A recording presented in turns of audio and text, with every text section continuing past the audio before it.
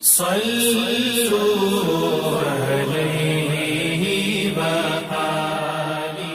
نبی کریم صلی اللہ علیہ وسلم سوئے یہاں تک کہ آپ خراٹے لینے لگے، پھر آپ نے نماز پڑھی، اور کبھی راوی نے یوں کہا کہ آپ صلی اللہ علیہ وسلم لیٹ گئے پھر خراٹے لینے لگے، پھر آپ صلی اللہ علیہ وسلم کھڑے ہوئے، اس کے بعد نماز پڑھی۔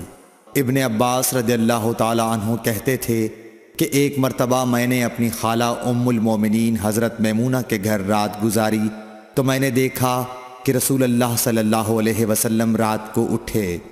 جب تھوڑی رات باقی رہ گئی تو آپ صلی اللہ علیہ وسلم نے اٹھ کر ایک لٹکے ہوئے مشکیزے سے ہلکا سا وضو کیا۔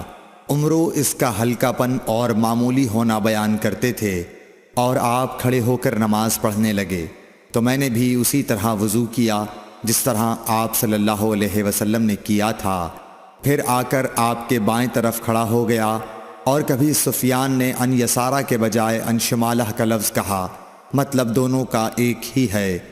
پھر آپ صلی اللہ علیہ وسلم نے مجھے پھیر لیا اور اپنی داہنی جانب کر لیا، پھر نماز پڑھی جس قدر اللہ کو منظور تھا، پھر آپ لیٹ گئے اور سو گئے حتیٰ کہ خراٹوں کی آواز آنے لگی۔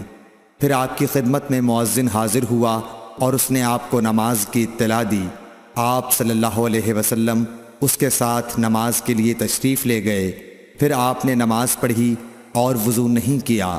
سفیان کہتے ہیں کہ ہم نے عمرو سے کہا، کچھ لوگ کہتے ہیں کہ رسول اللہ صلی اللہ علیہ وسلم کی آنکھیں سوتی تھیں، دل نہیں سوتا تھا۔ عمرو نے کہا، میں نے عبید بن عمیر سے سنا، وہ کہتے تھے کہ انبیاء علیہ السلام کے خواب بھی وہی ہوتے ہیں۔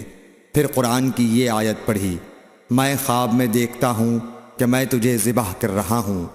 صحیح بخاری حدیث number 138۔ Thanks for watching. Don't forget to like, comment, share and subscribe to